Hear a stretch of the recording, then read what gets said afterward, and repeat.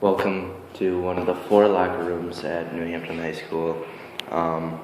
As you can see, they're kind of run down. Like, for example, this one doesn't even have a handle, therefore it will not work.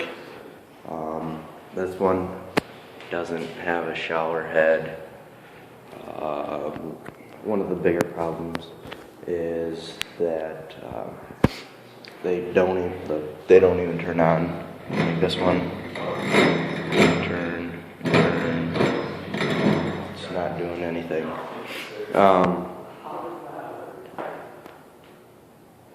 But there is a total of 40 showers, and we would need 40 shower heads and 40 handles so that we could replace them, make our school make these locker rooms more accessible for people to shower.